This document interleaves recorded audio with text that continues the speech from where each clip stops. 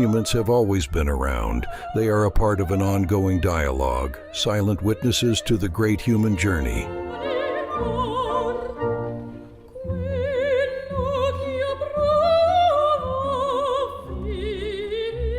As our civilization expanded west, monuments followed, serving as constant reminders of the ancient world's silent yet persuasive language. From New York to Buenos Aires, from San Francisco to Havana, this language of marble and bronze continues to resonate despite the vibrant interference of luminous billboards in the public sphere. In the early days of the Republic, marble statues were carved in Florence and Rome, and bronze monuments cast in Munich and Paris, where American sculptors and European artisans collaborated in writing a uniquely American epic. In the aftermath of continental armed conflicts, revolutions, and famines that shook the Old World in the 19th century, millions embarked on the journey across the Atlantic. Among them were artisans whose skills and craftsmanship would leave a lasting impact in the Americas. These artisans, heirs to millennia-old traditions, provided the expertise needed by architects and designers to support the City Beautiful movement, which would transform the face of cities across the continent.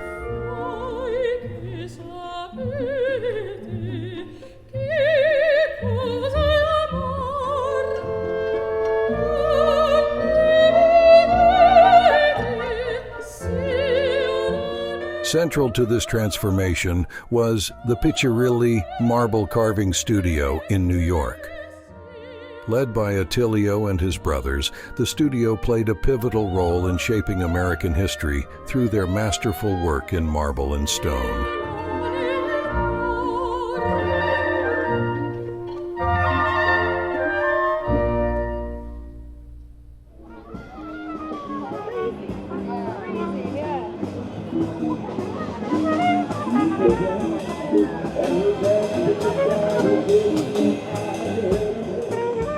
The Gilded Age, the American Renaissance, the City Beautiful were all, in a sense, a part of the same phenomenon, which was a response to and a desire to reimagine the city in relation to huge transformations that were taking place at the time.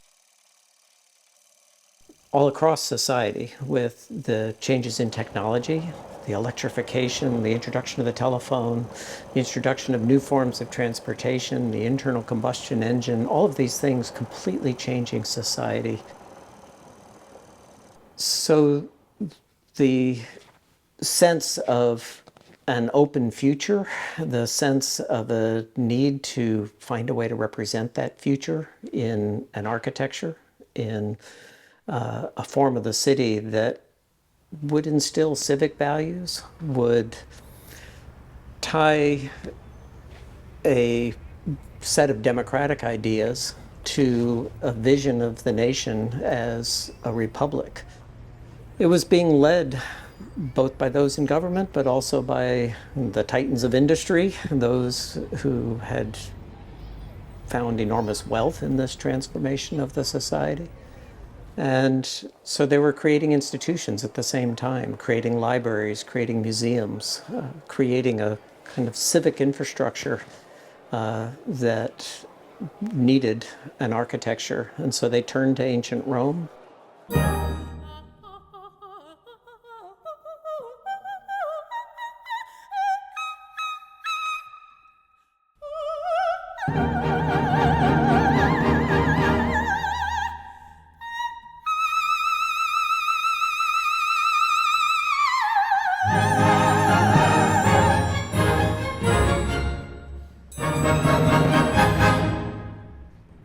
You know, our thought of that one single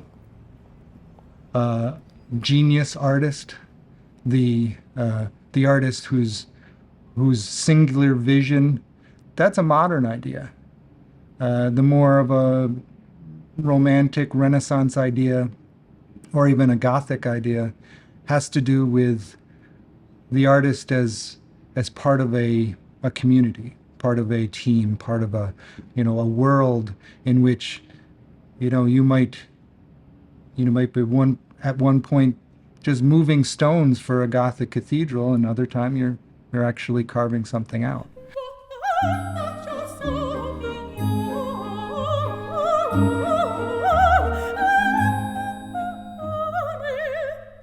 There was a leader of the collaboration who was modeling clay and developing the fundamental idea that would then be translated into stone by a team of stone carvers who could realize that vision with extraordinary skill in a different material.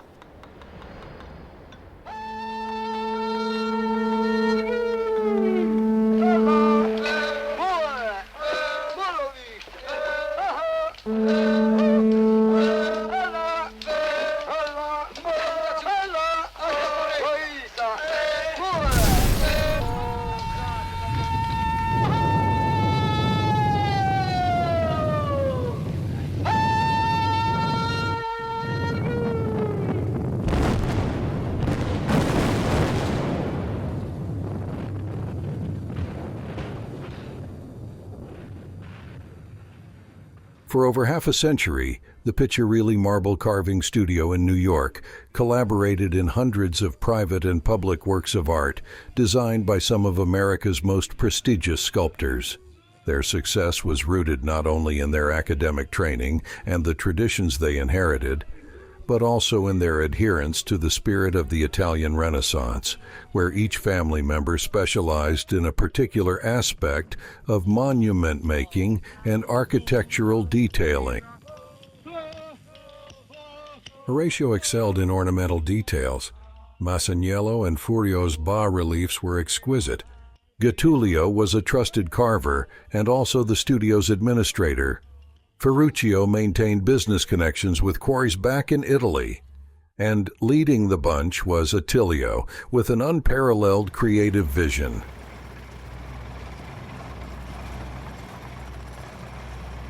In 1926, to address the need for adequate government buildings, Congress approved a project to build a complex of federal offices in downtown Washington, D.C., known today as the Federal Triangle. To complete these massive works, with figures often 10 times life-size, the sculptors relied heavily on the skill of the Piccirilli brothers.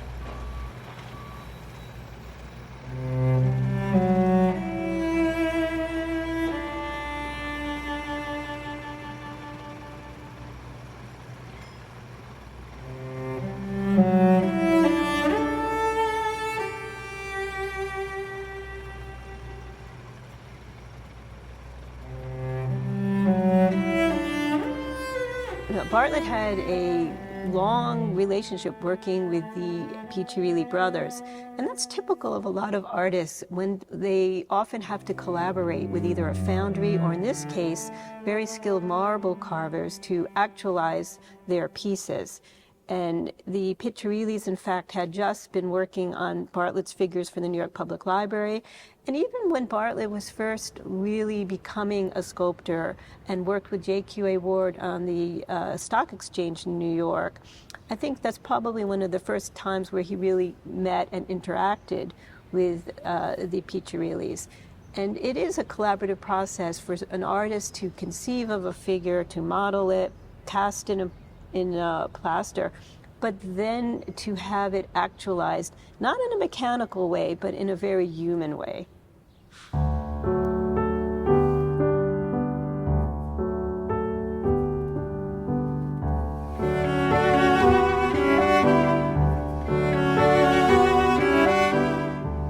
The Piccirilli brothers' journey began in Massa, a Tuscan village nestled between the Apuan Alps and the Mediterranean.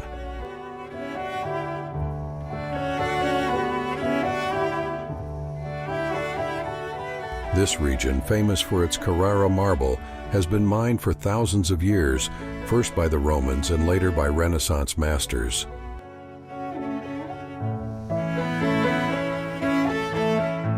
Carrara marble, known for its exceptional quality, has since become synonymous with the finest statuary. All 6 Piccirilli brothers were born here and were raised in the traditional ways of an artisan family with higher education. Attilio and Furio attended the world-renowned Accademia di San Luca in Rome, and all 6 worked alongside the patriarch Giuseppe, also a respected sculptor and carver in his own right.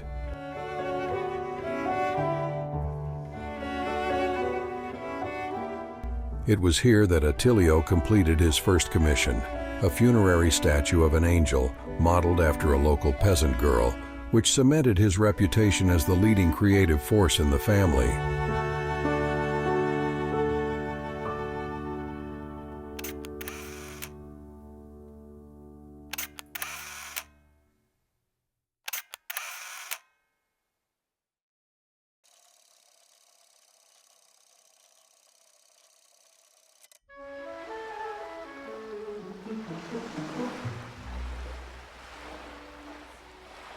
Great Britain's remarkable expansion during the Victorian era attracted thousands of Italians seeking employment as builders, masons, and stone carvers.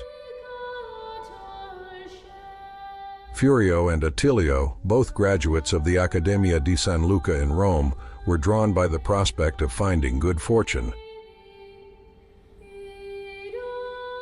The brothers established themselves in Chelsea, a distinctly bohemian neighborhood, and were soon commissioned to execute 3 finely carved marble panels in high relief for the main altar at St. Paul's Cathedral.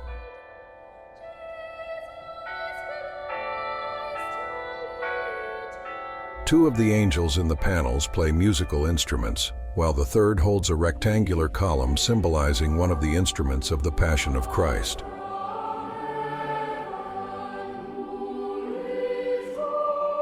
These panels, carved from Carrara marble, were finished with partially gilded reliefs set against a simulated Rosso Antico background, adding a touch of color in the ancient Greek and Roman tradition. Supporters praised the decorations as the most important work of its kind ever erected in England in the Italian style, while detractors argued that the embellishments made St. Paul's appear too Catholic for Anglican sensibilities.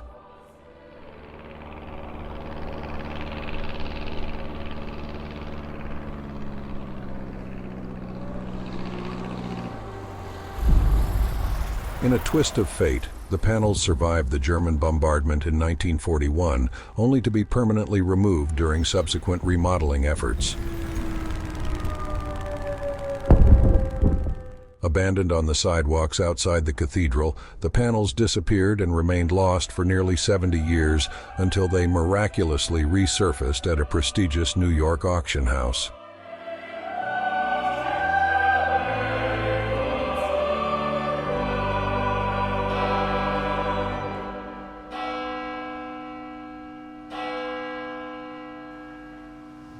In the spring of 1888, the Piccirilli clan, now reunited in London, left England for New York following a massive wave of immigration to the New World.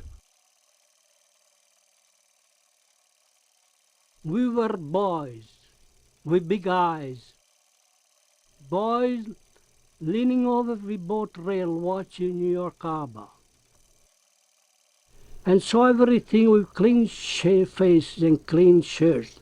And I asked my uncle, "What day is today?" "Tuesday," he told me. No, I say. Well, I mean, what feast day it is? Everybody's washing and wearing white shirts. It must be a great national holiday. Oh, they told us, it is a feast day. People wear clean shirts every day in America. I was more impressed by that than anything else they showed me. The second day, after I took my first citizenship paper, and I've been a good American ever since. 1880s. The city is just developing. New York City is just developing. Other cities are not even halfway near the sort of degree that New York City finds itself. And of course, it is flush with money.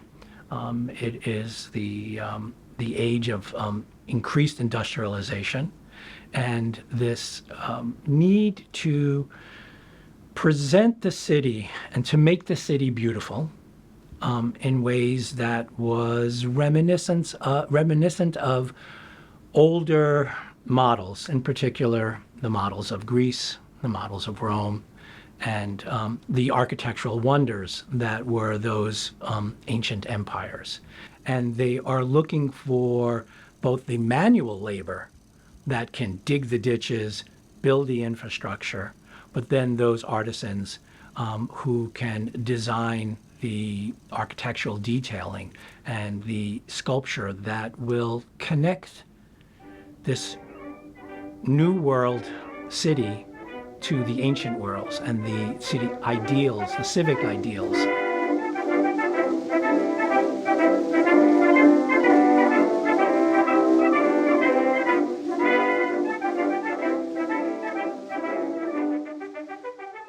When we think back to the Columbian Exposition, on the one hand, it was drawing an architecture from the past. We can also see it as a vision for a different kind of city that was clean, it was white, it was lit at night. Imagine coming out of a city that had no electricity, that was gas lit, was extremely dim, and you come around the corner and there's the reflection off of this lagoon of the white buildings lit at night.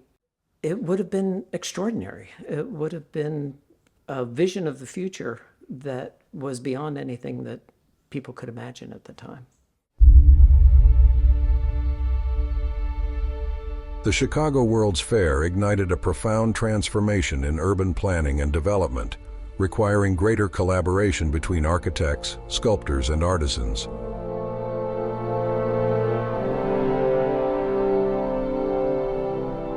The presence of European carvers and sculptors in the United States ensured that statuary, previously created mostly abroad, could now be produced more quickly and at a fraction of the cost.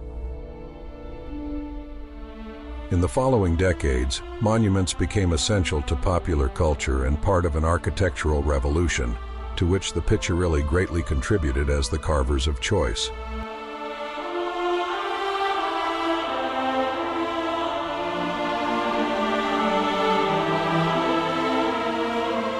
The Lincoln Memorial is a perfect example of this process and of the relationship between architect, sculptor, and carver. Designed by Henry Bacon, the memorial features a rendition of the 16th President of the United States, modeled by Daniel Chester French and executed by the Piccirilli Brothers.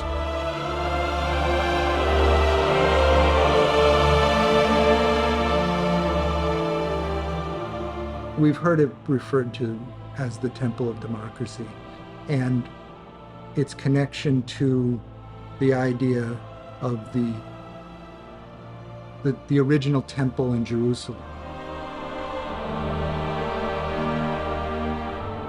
There's a story in the Bible about how the stones for the temple were carved off-site to preserve the sacredness of the space. And that was true about the Lincoln Memorial as well.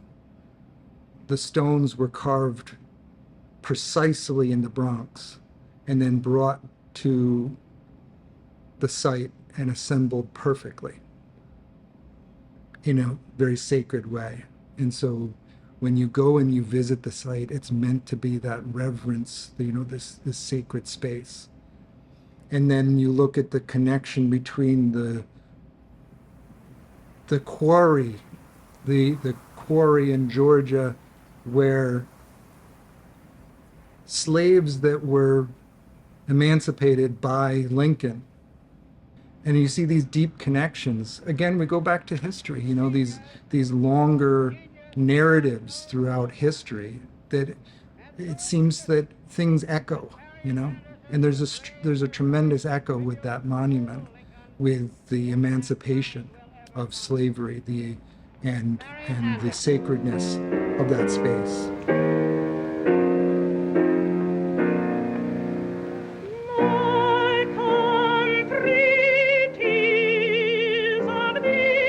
Sweet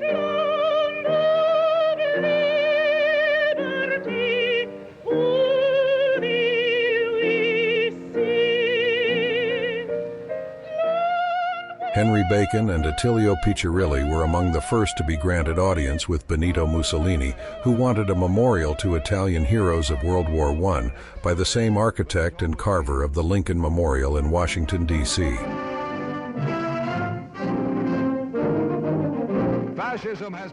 Bacon died shortly after his return to Boston, but Attilio was able to fulfill his part of the agreement, a statue known as the Boy from the Piave.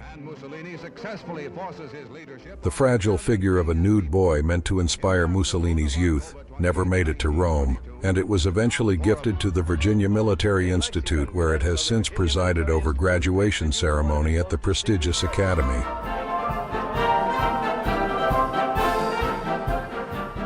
Another repurposed historical figure was that of President James Monroe, commissioned by the government of Venezuela. The monumental statue was never delivered to Caracas as planned, and it was ultimately donated and unveiled at Highland, the historic site of Monroe's former plantation near Charlottesville, also in Virginia.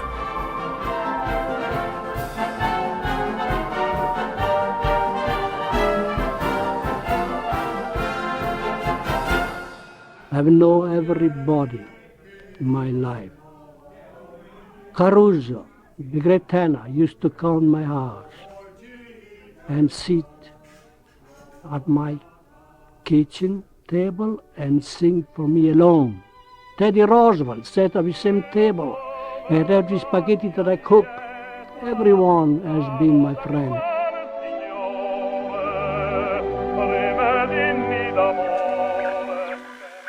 Attilio Piccirilli has become a force in American art through living the perfect life of the Italian craftsman.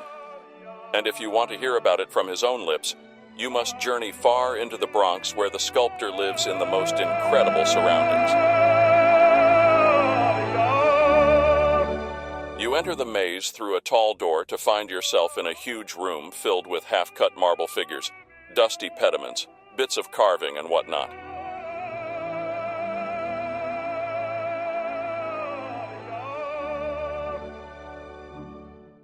You ask for Mr. Piccirilli, and the man you speak to says, "Oh, you mean Attilio," and tells you where to go. You go out the back of the big room into a little courtyard. You cross that, glimpsing at least half a dozen additional rooms, and come to the door of a second vast chamber, the chief decoration of which is a boy carved in heroic size. There is a spiral stair in this room, and you go up the stair until you find a man working on a marble lion. This man looks like the man who let you in, and he shows you into still another room full of sculpture and casts and so on. And there is Attilio, a casual fellow wearing all the parts of a business suit, but the parts don't match, and it is obvious he's been using a chisel. Eventually, the Piccirilli studio became a hub for art lovers and connoisseurs. It was here that world-renowned opera tenor Enrico Caruso found the inspiration for his character as an Italian-American sculptor in the silent film Cousins. And it was also here in the kitchen of the Piccirilli studio that Fiorello LaGuardia cooked his first political campaign with Attilio's financial support. The future mayor of New York would eventually repay the favor by supporting Attilio's initiative for the Leonardo da Vinci Art School, a tuition-free academy serving New York's poor and immigrant communities.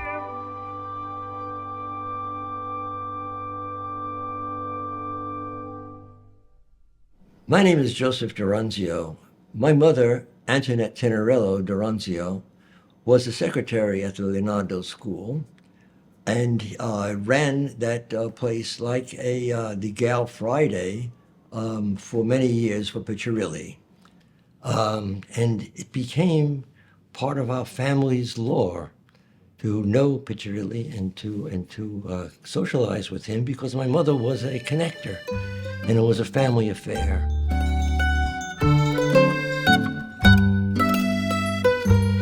I'm connected with an art school here in New York City, so that all the young people who carry opportunity in their heart shall find the door open for them. He has no trouble to become a pupil of Attilio Piccirilli. All a girl or a boy has to do is to open my door. and step inside. I tell them, here's a clay, here is an hook, hang your head and go to work. My vision of the Leonardo is that Piccirilli was providing a leadership role for the artists of that generation, and he had two communities to address. One of them was, of course, the American community in which the Leonardo was located. The other one was the Italian colony that lived in the Bronx and in New York. And the Leonardo sort of stands as a go-between those two communities, the Italian colony and the American community. So it was focused on immigrants, but one has to notice that at the very start, there wasn't a single faculty member in Leonardo that wasn't Italian. They were all Italian.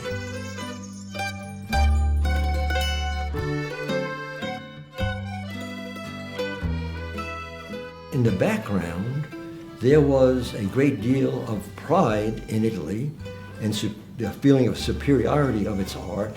And of course, the Italians wanted to demonstrate this to the Americans and wanted to encourage Italians to feel that way. But at the same time, they felt they needed to, and Leonardo demonstrates this as well, they needed to introduce this classic and Renaissance sense of Italian art to an American community and to teach their the students, the young students, what that style was about.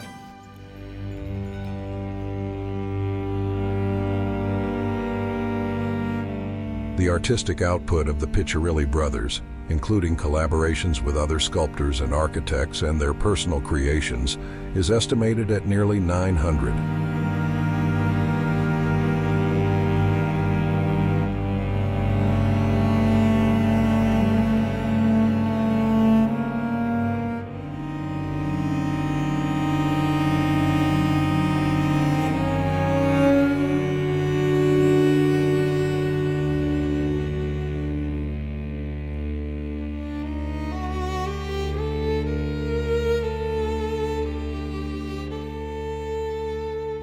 Their influence can be seen across public spaces, museums, and private collections from New York to Chicago, where they collaborated with architect Henry Bacon and sculptor Evelyn Longman to conceive and render the monument celebrating the 100th anniversary of the state of Illinois. From New Orleans to San Diego, Washington, D.C. to Atlanta, and Richmond to Harrisburg, their influence is profound. The Piccirilli collaborated with George Barnard to create two extraordinary groups for the Pennsylvania state capitol. These groups were modeled in Paris, carved in the Bronx, and installed in Harrisburg in 1911 amidst considerable scandal.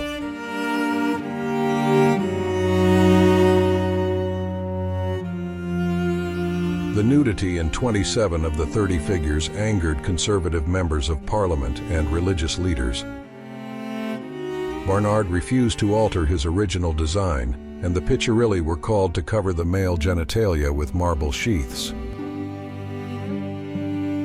These magnificent groups reflect the merging of the American Renaissance ideals while highlighting the complex relationship America had with public art and exposure.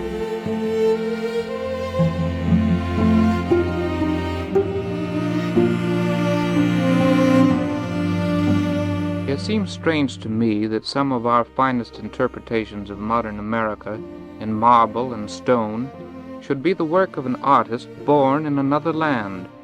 Why not? Jefferson brought the first classic art in this country from his visit to Italy. America has had much to become a great nation, to turn its attention to art in the past. But we are developing native art, yes. I say it is native, well, the artist happen to be born elsewhere or not, so long as they express the spirit and meaning of America.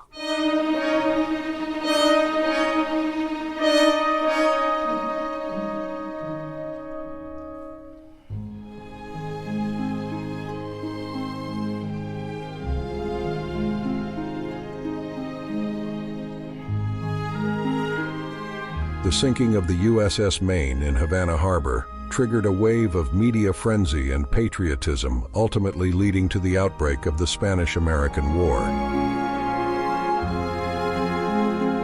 Following the United States victory, New York approved a monument commemorating the death of 266 sailors. All sculptural details were designed by Attilio and carved at the Piccirilli studio in the Bronx. Columbia triumphant, riding a chariot drawn by hippocampi, crowns the monumental pylon at the southwest entrance to Central Park.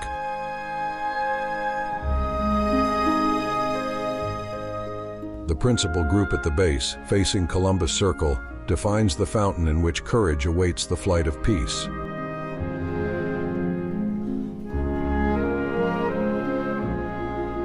On the opposite side, justice received the sword entrusted to war.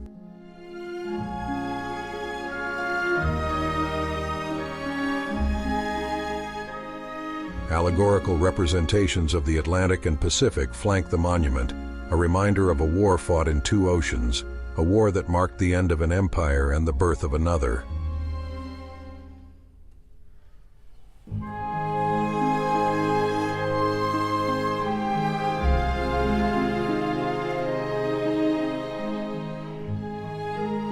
The USS Maine Memorial, one of New York's key architectural landmarks, cemented Attilio's reputation as a prominent American sculptor.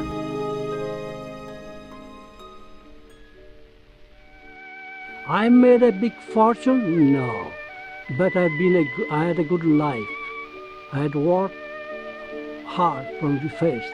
I earned plenty of money, spent it, and been happy.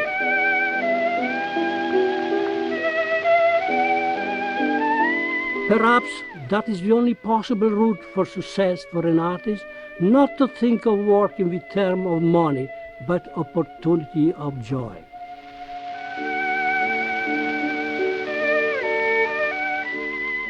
Opportunities were opening everywhere for the Piccirilli studio, and for the brothers, individually, as well. While Attilio put the final touches on the Maine Memorial, Horatio worked on the cornucopias for the Pulitzer Fountain at Grand Army Plaza in Manhattan. Masaniello's bas-relief panels went up on the walls of the East Wing at the White House, while architectural details were chiseled for St. Bartholomew's Church on Park Avenue.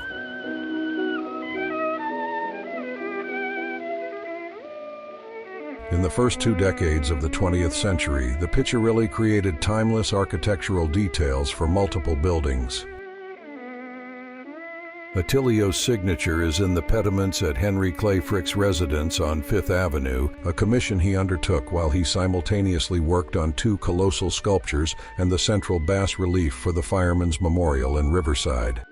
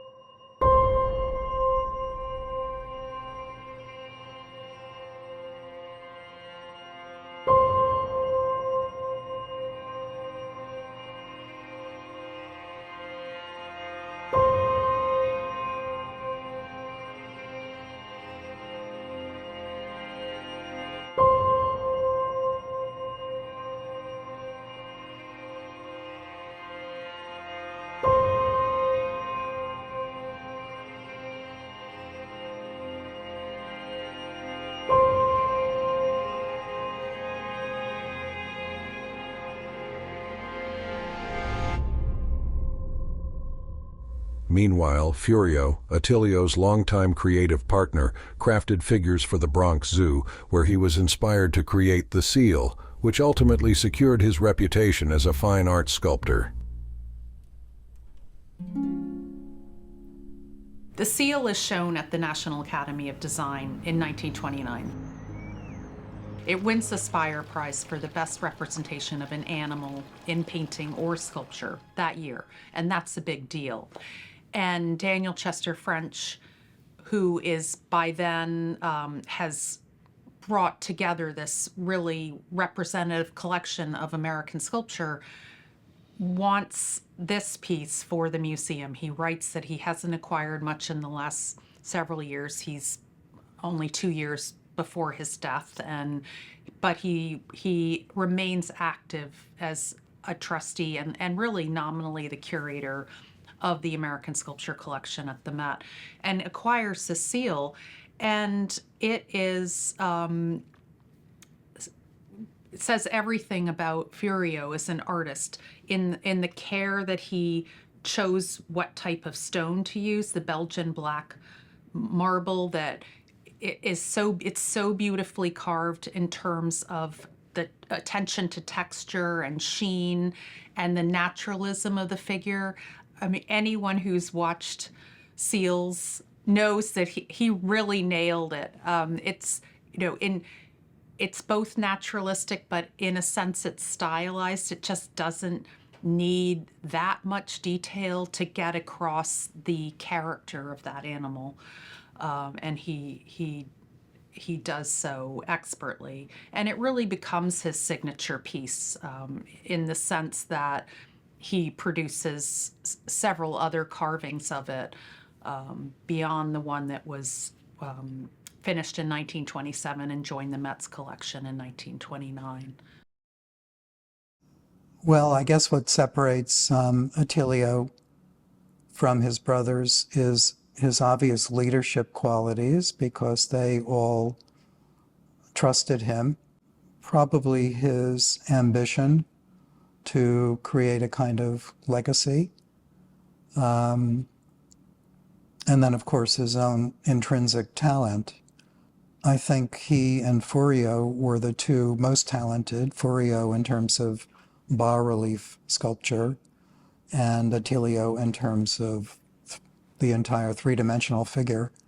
Attilio and Furio were only 2 years apart, so he was the kid brother, but in many ways they worked in lockstep. They were mutually joined at the hip, both as brothers, of course, but also as developing artists.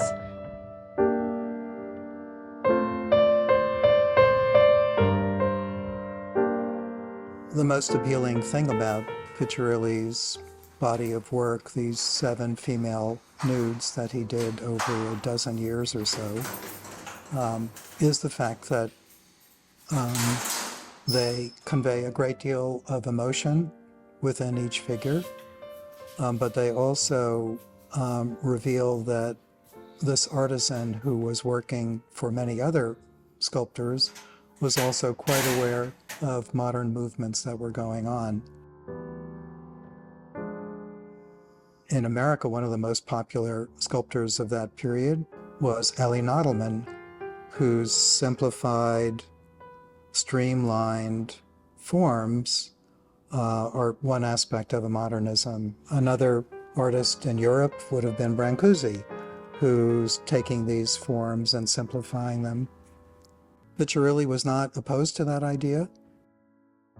He recognized that less is more in a certain way, and if you simplify the form, you universalize the subject.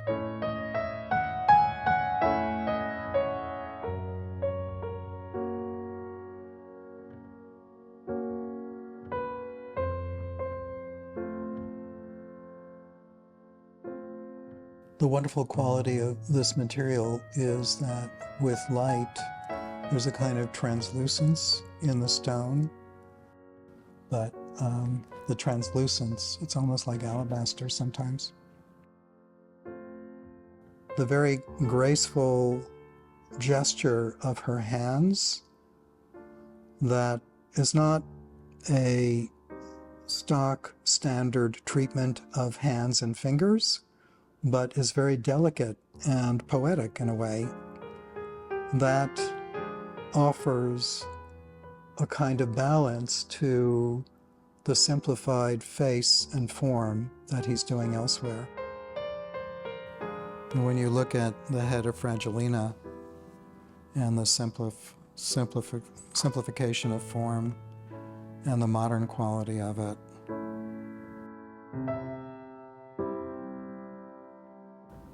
And also just the challenge of this dynamic he creates with the vertical impulse going up and going down, and the head is the focus, and then these gestures created by the hands.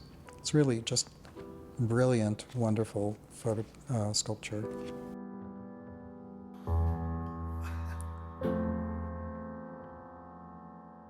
You can see that he's both universalizing the figure, but he's particularizing it at the same time, all within the context of being a great marble carver, where he can take a block of stone and overcome the challenges that happen when you deal with this large block of marble and trying to figure out how to transform it into something graceful and elegant. And so the Piccirilli brothers were able to do that, and Attilio in particular seemed to have this drive, this instinct to express the universal but particularize it in a very poetic way.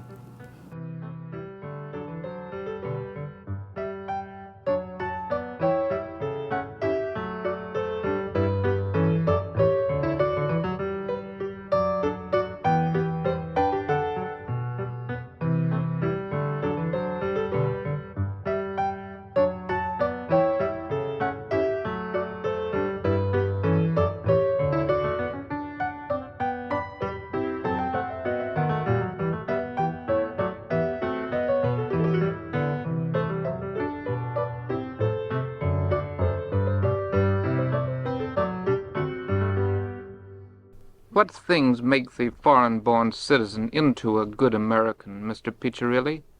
Well, in my case, I knew I was a real American when I brought my mother back from Italy, where she had died on a visit, and buried her here.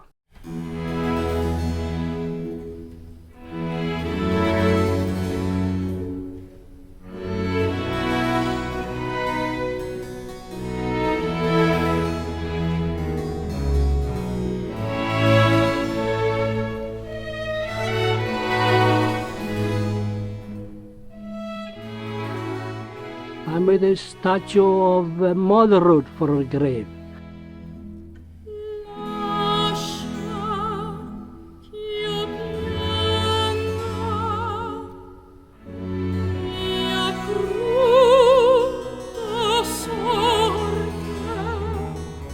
I'd work here, I had succeeded a little, and take the oath of allegiance, but it is when you bury one you loved in a country's soul that you realize that you belong to that soul forever.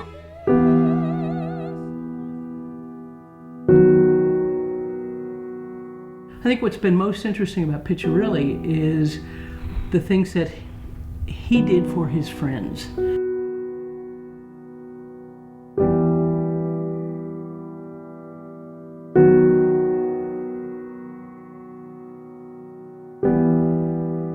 Edwin Blashfield, the great muralist who did the Library of Congress for New York, Piccirilli made his monument. From an opera star friend to Mayor LaGuardia when he loses his young wife and child, Piccirilli created these monuments for his friend. I think without a doubt the most outstanding piece of work is The Outcast. And what we know is that Piccirilli wanted people to basically put themselves in that situation. He was so busy, or the family was so busy, creating things for other people. Basically statues for every man, where you would feel what was going on, with the mother embracing the child who's just lost their father, to the outcast with someone who is just wrenching with pain and grief.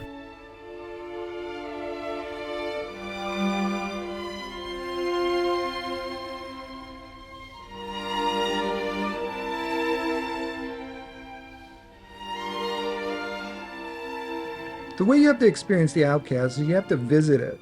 And It's way up in the Bronx. It's actually hard to find.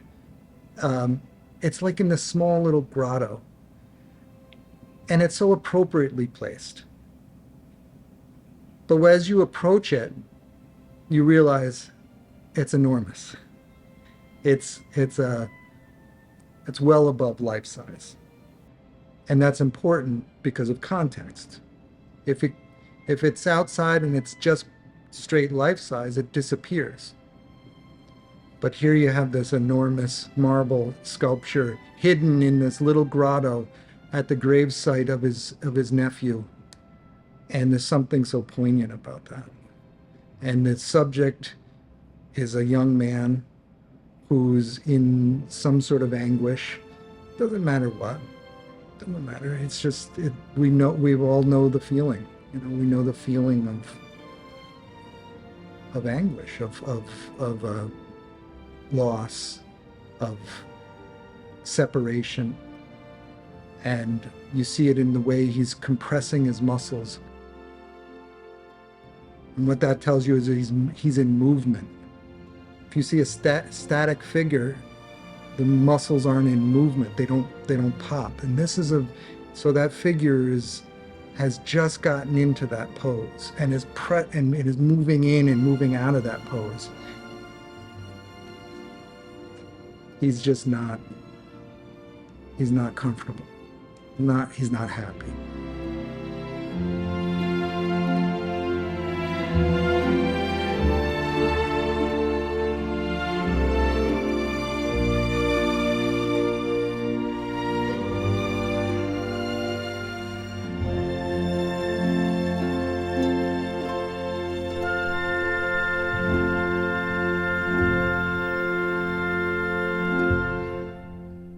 I think one of the greatest lessons I've learned about the Piccirilli through understanding how the documentary is unfolding is the tremendous thought they gave to how they brought monuments into existence. So here in New York, where I think of them as the Lions or the Firemen's Memorial in Riverside Park, they were taking classical motifs and occasionally modernizing them a bit to coincide with contemporary tastes. But when you get to Balboa Park in San Diego and the California building, there's an explosion of design that he would have never crafted here in New York. And it's clear they gave great thought to the fact this was going to be a monument in California.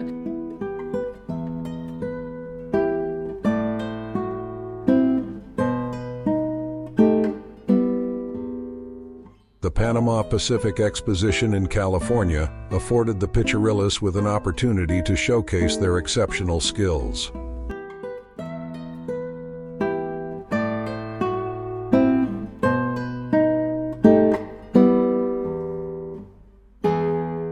While many of their projects were ephemeral and made of perishable materials, the California building stands as a lasting testament to their talent.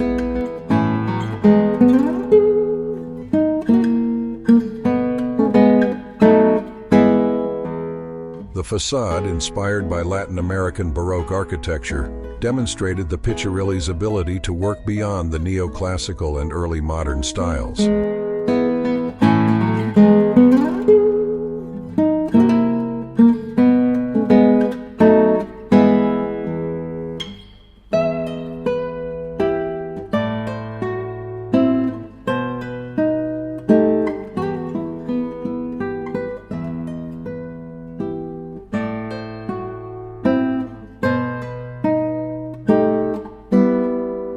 The California building, featured as part of the imaginary Xanadu in the opening scene of Citizen Kane, underscores the Piccirilli brothers' enduring impact on popular culture. Like the pharaohs, Xanadu's landlord leaves many stones to mark his grave. Since the pyramids, Xanadu is the costliest monument a man has built to himself.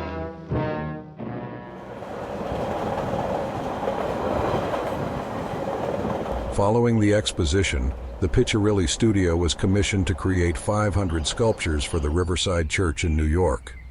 By then, Ferruccio and Furio had permanently moved back to Italy, and the ambitious project was completed in just 2 years by Attilio, Getulio, Horacio, Masaniello, and a small army of carvers and apprentices working around the clock.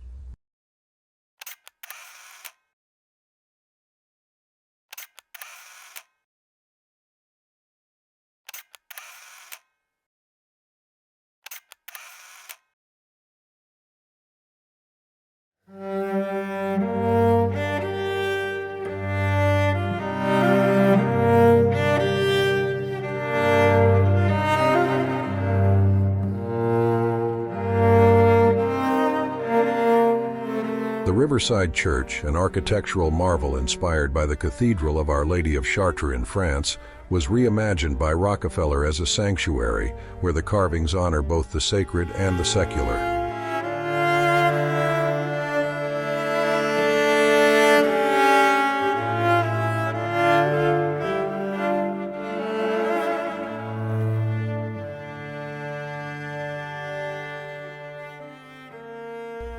In October 1930, following the inaugural service at the Riverside Church, Rockefeller commissioned Attilio to design 4 mural sculptures for the business complex bearing his name in Midtown Manhattan.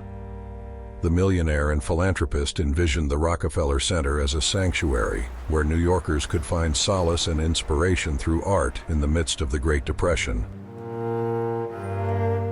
The project not only provided much-needed employment for thousands, but also symbolized resilience and the enduring power of human creativity, a beacon of optimism in a time of despair. Attilio's bas-reliefs at the Rockefeller Center stand out among the works of other distinguished artists, highlighting his genius and reaffirming his reputation once more as a leading sculptor of his time.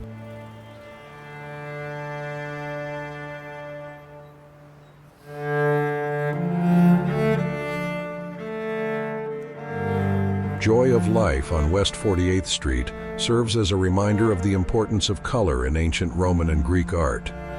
In this work, Bacchus, the Roman god of wine, sits at the center of a lively scene reminiscent of ancient bacchanals. Here, Attilio reintroduces color, making it as integral as the carving itself, with gray figures set against a brilliant blue sky.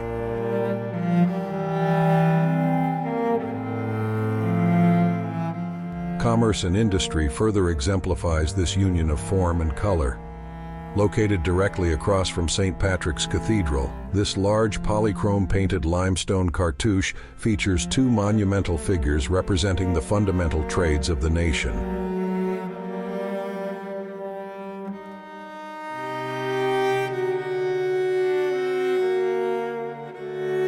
Below is Youth Leading Industry, the only surviving bas-relief cast in Pyrex glass blocks, a groundbreaking use of glass as an artistic material. Lit from behind, it was a striking feature during an evening stroll down Fifth Avenue.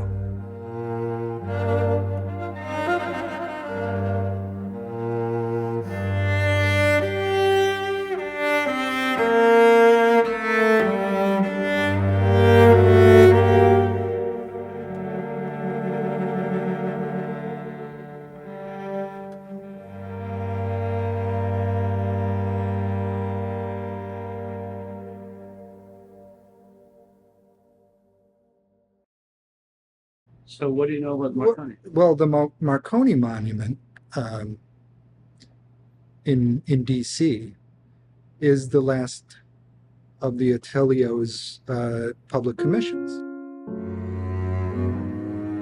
And on the top of that monument that we can see is this great figure, and I think that figure itself, it's so much related to the earlier work, the Fragilina, and all those other female, these gorgeous, simplified, beautiful, streamlined, archaic in some ways, but also very modern in other ways, but a very classical sense to them. And at the top of that monument, with a sense of the future, electricity and radio and all that it's just a beautiful kind of finish, kind of a an ending to a career, you know. When anyone refers to me as a foreigner, I do not answer him. I pretend that I have no heard. Of course I'm an American. Look, sometime I think I will travel a little. I will go back to my native city and stay there for a year, perhaps. What do I find? I find I'm a foreigner there. I speak the same language, but I don't think like them. I think American. On June 10, 1940, Italy declared war on Great Britain and France. La dichiarazione di guerra è già stata consegnata agli ambasciatori. Life for Italian Americans became increasingly difficult, and on December 11, 1941, the United States Congress passed a joint resolution declaring that a state of war now existed between Italy and the United States. With the onset of the war, you have this situation where thousands and thousands and thousands of Italian Americans have family members, parents, siblings who are still in Italy, living in Italy, and they're being framed in the national press as the enemy. Was responsible for the detention and supervision of all civilian alien enemies. These aliens were detained in service facilities maintained in the western part of the United States. On December of 1944, Attilio's nephew Nathan, son of Horatio, is killed in action in the Philippines, and ironically, his remains now rest under the outcast at Woodlawn Cemetery. Meanwhile, a handful of surviving family photos from the same period show other nephews in uniform serving in the Italian army.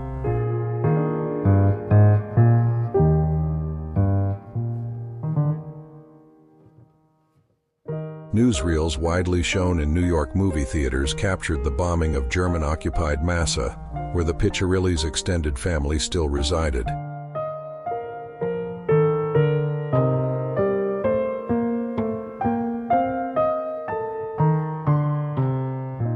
Other footage depicted the black soldiers of the 473rd Infantry Regiment advancing through Massa as the occupying German forces retreated.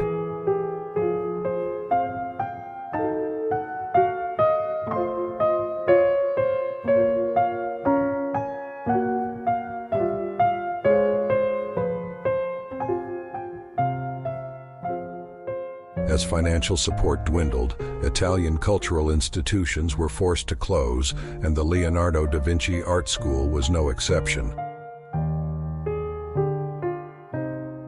The Piccirilli Marble Carving Studio, once the most prolific workshop of its kind, was permanently closed and dismantled following the deaths of its last residents and active members.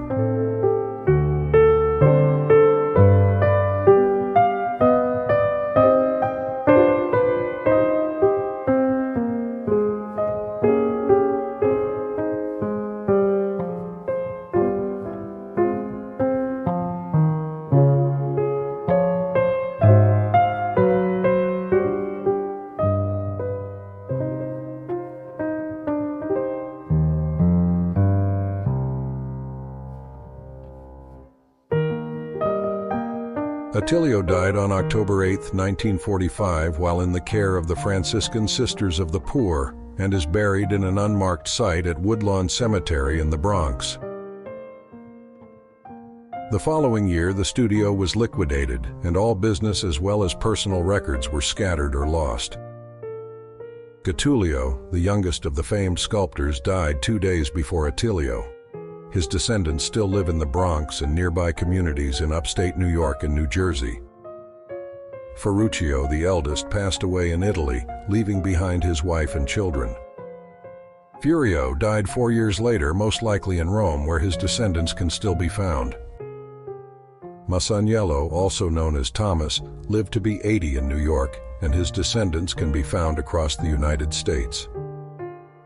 Horatio, the last surviving member of the fraternity, also died in New York in June 1954.